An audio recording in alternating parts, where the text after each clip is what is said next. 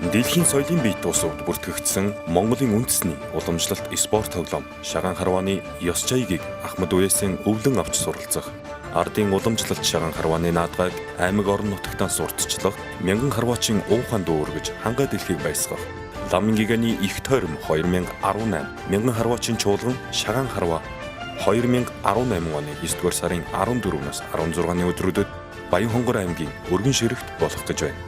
Тэмцээний шагналын сан 1-р байр 8 сая төгрөг, 2-р байр 6 сая төгрөг, 3-р байр 4 сая төгрөг, 4, 5, 6-р байр тус бүр 1 сая төгрөг байна. Зохион байгуулагч Баян хонгор аймгийн засаг даргын тамгын газар, Баян хонгор аймгийн Шагаан харвааны холбоо. Холбоо барих утас 99 89 54 99 5 69 74 88 80 99 33. Говь хангаа талхээрийн үзэгсэлэнд 3 бүсийн нутаг Баян хонгор аймагт эрхэм харваачид та бүхнийг морилон ирж ламын гиганы их тойромд цэцмэрэгнээс орхийг урьж байна.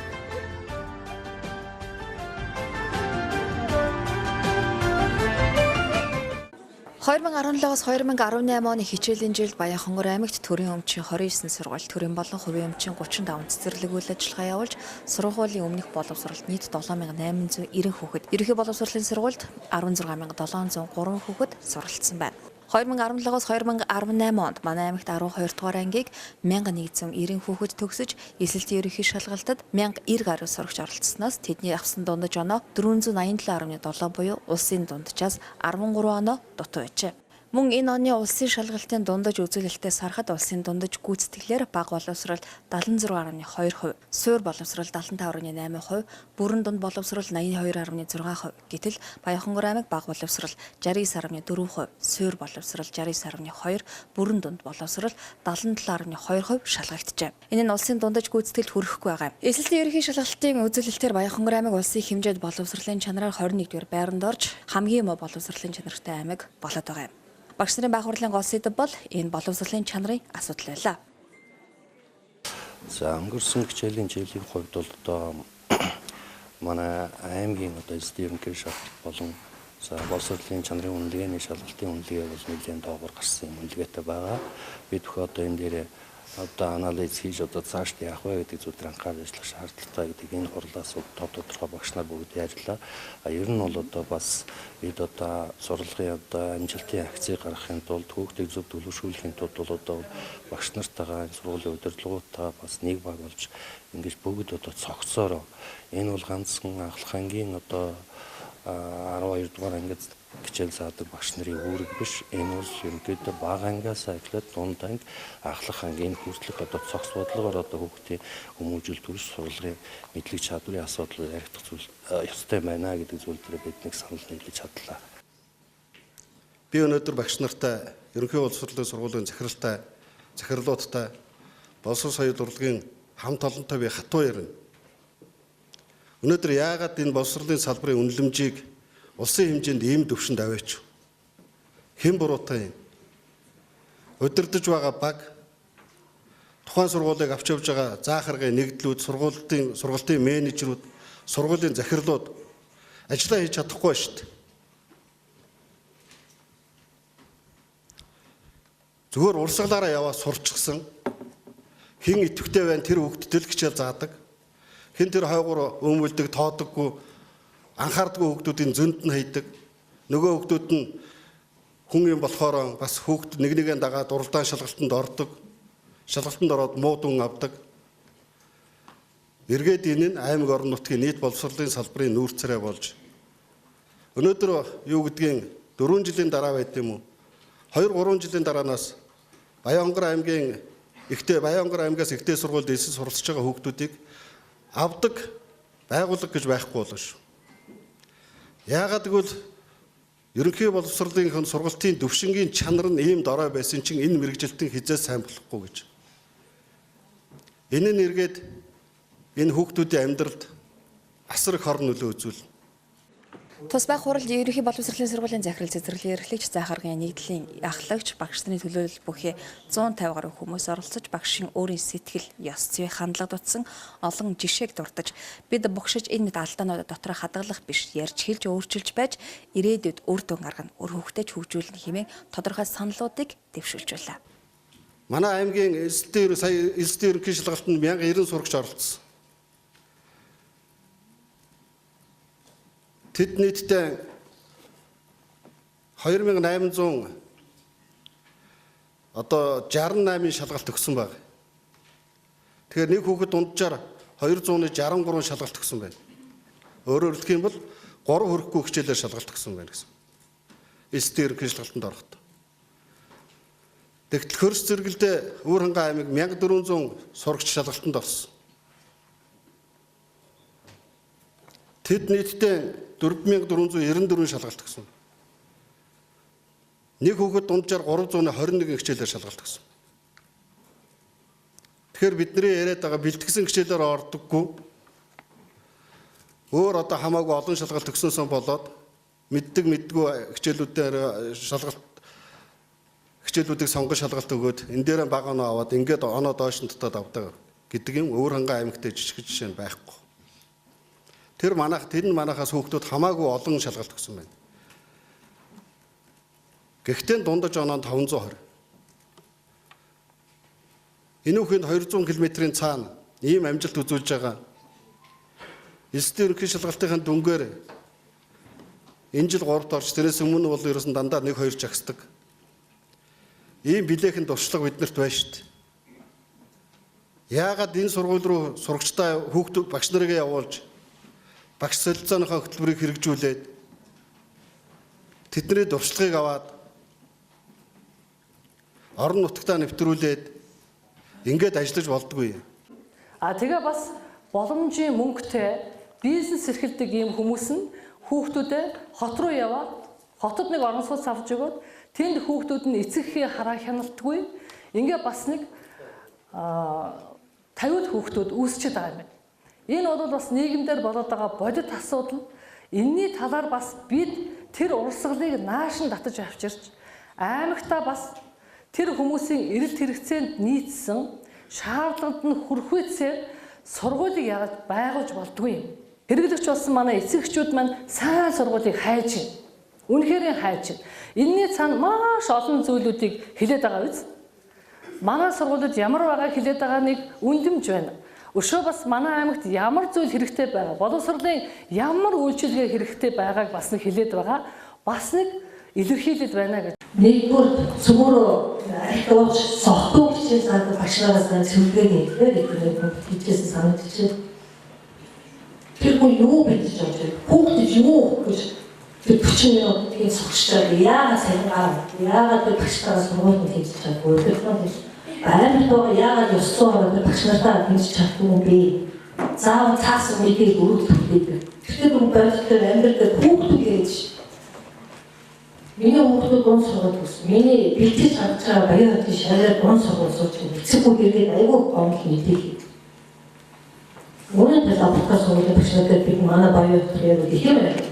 Тэгээд гонгийн багш нар яах вэ гэхээр баг сургуулийн сургалт нь устгуулаа гэдэг юм байна. Үгүй. Донгийн багш нар яах вэ? Одоо би нэг хүүхэд авах төсөв хийнэ гэж боддог бүгдийг хичээл болдог багш нь 40 минут хуулгамж хийдэг. Гэртээ хуулгамж хийдэг. Би бүрсэд байж арайч чи багш хүмүүс би юм хийхгүй би нэг хийх гэж сургууль би энэ орго би дагаад ийм хийж хийхгүй. Үгүй ээ чи хичээлээр би ч гэсэн юм бичихгүй намайг хамаагүй онцлог байдаг юм аа. Би өөрөө гон сургууль хийж байгаа. Миний багш надад хуулгамж хийдэггүй байсан. Тэгээд бид дотроо зүүн тасуу гэж ярьсан нь яг одоо байдаг тийм байдаг. Тэгэхээр бид нар яаж ч бослын чанарын шинжилгээгээр багшийн хүмүүсээрээ судлалын ажил чанарыг ярихын тулд багшийн асуудыг эндээс эхлэх ёстой.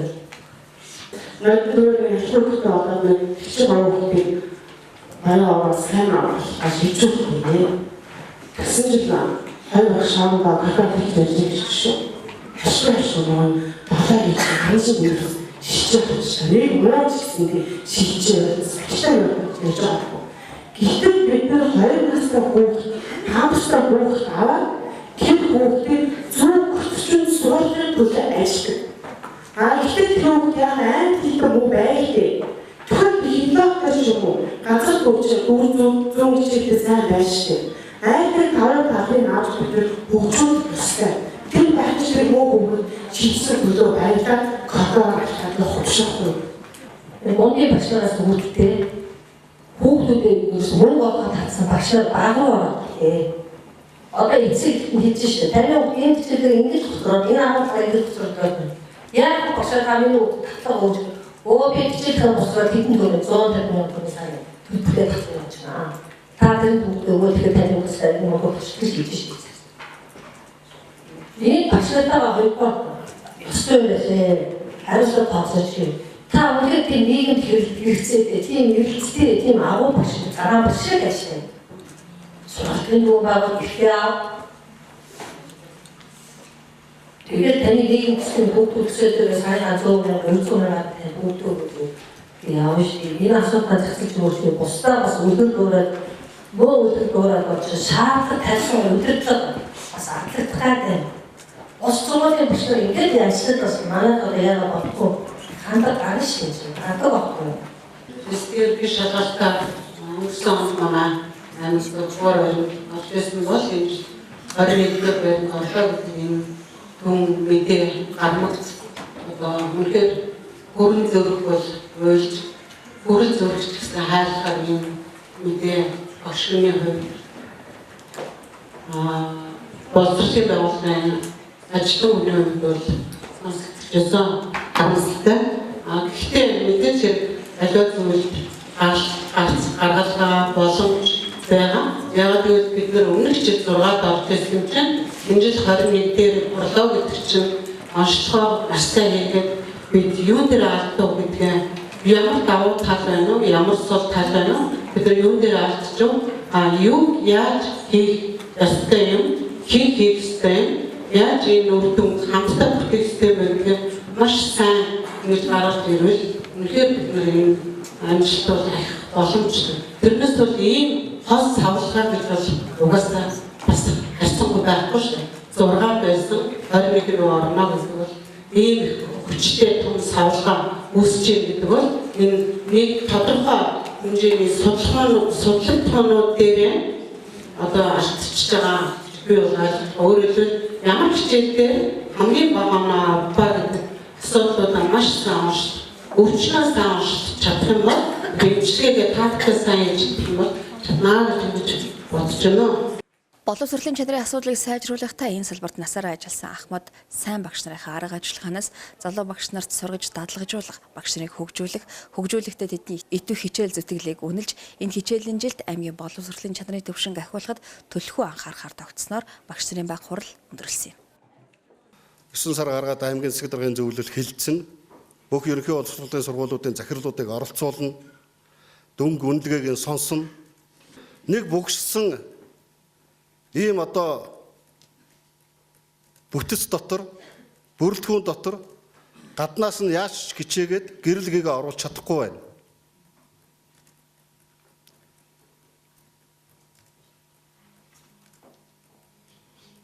Үнэхээр хичээж байгаа бид нар. Гэхдээ хүлээж авдаг бүтцэн дандаа эсэргүүцэж авч байгаа хэдэн нөхдийн үгээр тэрнийг хүлээж авдаг ийм бүтэц байгаа учраас орлого болгон амжилтгүй болоод. Тэгэхээр тэр бүтцийг өөрчилж ээж бид нар бодлогын тулгуунд бодлогоо хэрэгжүүлнэ. Өөр арга зам байхгүй.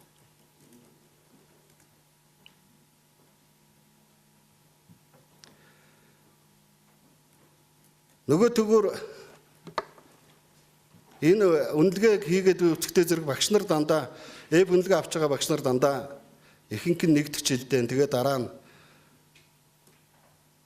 10 хүртэх жил дотор ажиллаж байгаа багш нарын шалгалтын үнэлгээнүүд дандаа байгаад байгаа. Ихэнх нь.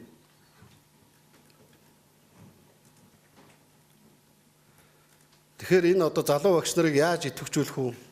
Яаж хариуцлагажуулах уу? Яаж чадварчуулах уу гэдэг асуудал бол одоо боловсрол соёл урлагийн газрын гол толгойн өвчин ажил нь байх ёстой. Энэ рүү хандсан олон талт ажил арга хэмжээг зохион байгуулах ёстой. Тэр хүүхдүүдийн амралтаар энэ нэг ялангуяа эхний 5 жилд ажиллаж байгаа багш нарын зөвлөгөөнийг, семинарыг зохион байгуулъя. Хамаалга тэн дээр хэдэн дөр гардыг мөнгө төгрөгийг гаргая. Системчлсэн байдалтайгаар хэд хэдээр нь хэсэг бүлгээр нь энэ тэнд Энэ Ахмад багш нараар сургалтанд хамруулъя. Ингэжээ жоохон багш нарыг нэгэнтээ одоо багшгээд багшлах хэрэг авчихсан. Бас нэг эцэгхийн мөнгийг өрөөд багш гэлсэн диплом өртлөөд ирсэн. Тэгээд одоо ажил эрхэлж хөдөлмөр эрхэлж байгаа энэ багш нарыг бас нэг юм баг дээр нь залуу дээр нь хурдан хугацаанд чадварчулж авахгүй бол энэ 10 жилийн дараа гайгүй өөрөө сурсаар байгаа сайн багш болноо гэж хүлээгээд авах юм бол энэ хугацаанд тэр багшаар заалгаж байгаа хүүхдүүд юм байна. Эрдэм мэдлэг хувь заяа бүрхэг болоод хувирч байна. Одоо бид цаашдаа бол СД ерөнхий шалгалтын байрыг одоо урагшлуулах, боловсролын чанарын үнэлгээний шалгалтын одоо байрыг одоо мөн амжилт чанарыг одоо ахиулах ийм л гол зорилгоо болгож шинжил ажиллана гэж бодож байна. Дэлхийн соёлын бие тусавд бүртгэгдсэн Монголын үндэсний уламжлалт спорт тоглоом Шагаан харвааны ёс жаягийг Ахмад Уясын өвлөн авч суралцах, ардын уламжлалт Шагаан харвааны наадгайг аймаг орон нутагтаа сурталчлах, мянган харваачийн уухаан дүү өргөж хангаа дэлхийг баясгах, Ламын гиганы их тойром 2018 мянган харваачийн чуулган Шагаан харва 2018 оны 9-р сарын 14-өөс 16-ны өдрүүдэд Баян хонгор аймгийн өргөн ширэгт болох гэж байна. Тэмцээний шагналын сан 1-р байр 8 сая төгрөг, 2-р байр 6 сая төгрөг, 3-р байр 4 сая төгрөг, 4, 5, 6-р байр тус бүр 1 сая төгрөг байна.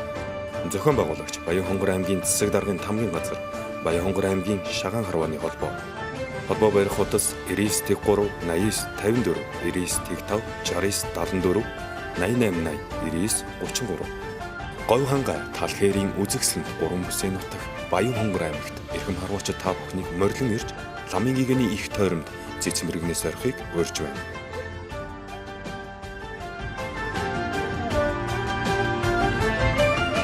Хүн тэгээд өөрөө л ингээд бодоосаа хичээж чадах юм бол тэгэл бүхэл өөртөөх нь зорилго тавиал ажиллах юм бол боломж болцоо бүгд нээлттэй байдаг юм да.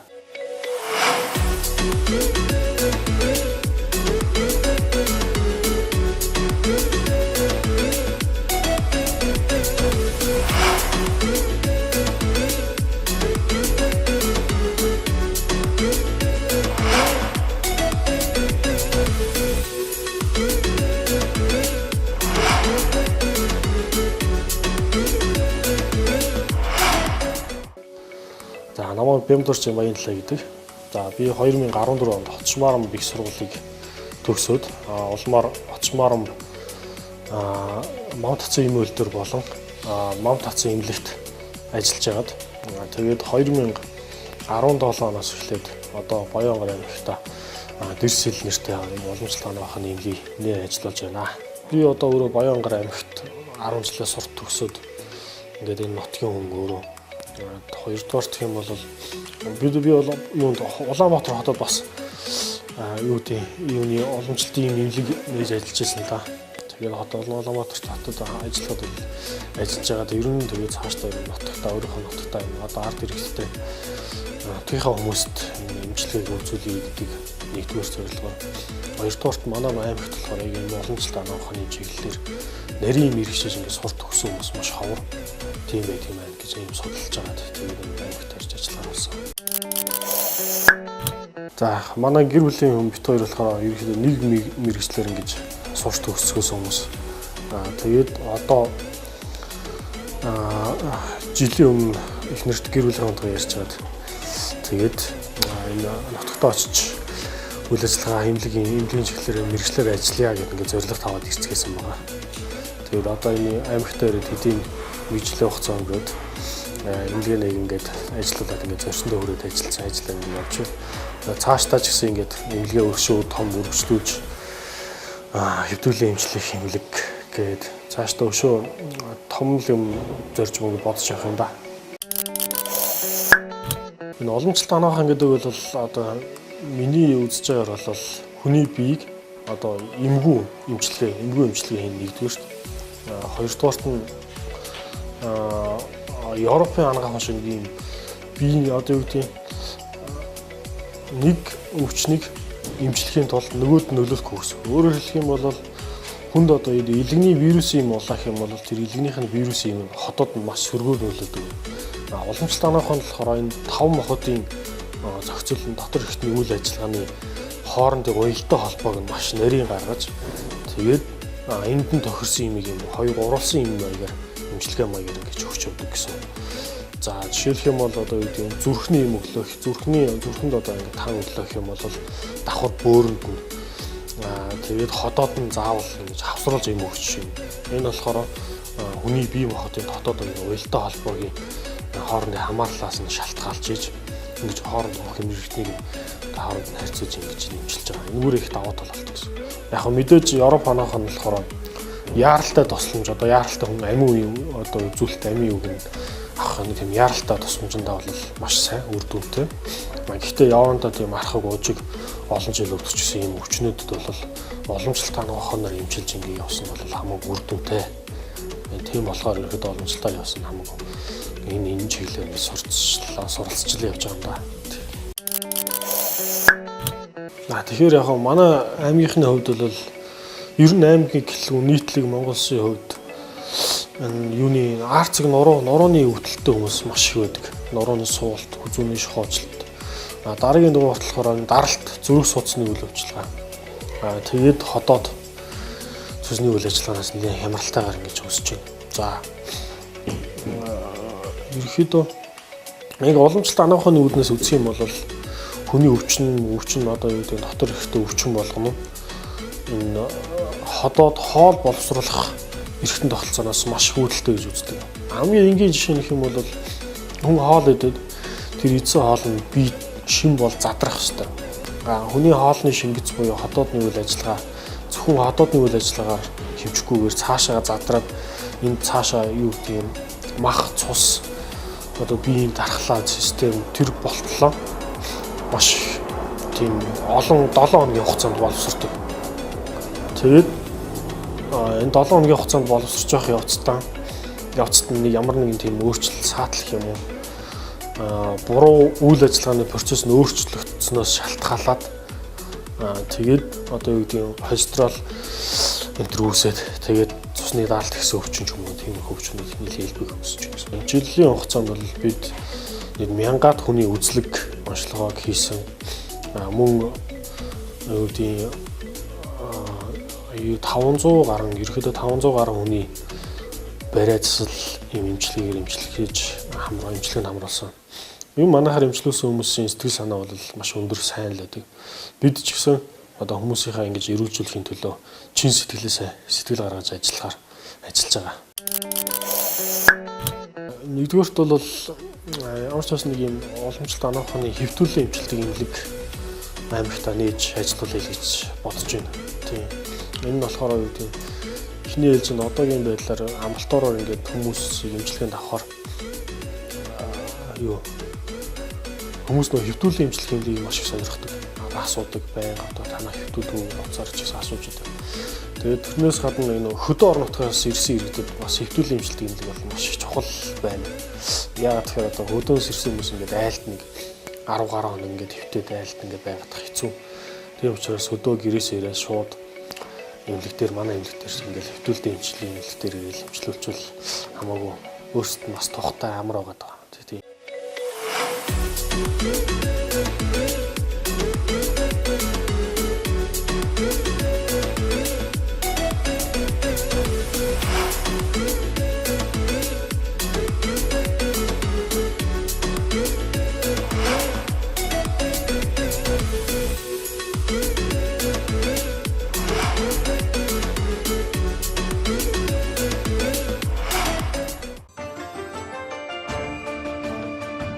Дэлхийн соёлын бие дуусавд бүртгэгдсэн Монголын үндэсний уламжлалт спорт тоглоом Шагаан харвааны ёс жаягийг Ахмад Уясын өвлөн авч суралцах, ардын уламжлалт Шагаан харвааны наадгайг аймаг орон нутагтаа сурталчлах, мянган харваачийн уухаан дүүр гэж хангай дэлхийг баясгах, Ламын гиганы их тойром 2018 мянган харваачийн чуулган Шагаан харва 2018 оны 9-р сарын 14-өөс 16-ны өдрүүдэд Баян хонгор аймгийн өргөн ширэгт болох гэж байна. Тэмцээний шагналын сан 1-р байр 8 сая төгрөг, 2-р байр 6 сая төгрөг, 3-р байр 4 сая төгрөг, 4, 5, 6-р байр тус бүр 1 сая төгрөг байна. Зохион байгуулагч Баян хонгор аймгийн засаг даргын тамгын газар, Баян хонгор аймгийн Шагаан харвааны холбоо. Холбоо барих хуудас 9913 89 54 99 55 69 74 88 80 99 33. Говь хангай талхээрийн үзэгсэлэнд 3 бүсийн нутаг Баян Хонгор аймагт эрхэм харваачид та бүхнийг морилон ирж ламын гэгэний их тойромд цэцмэрэгнээс орхийг урьж байна.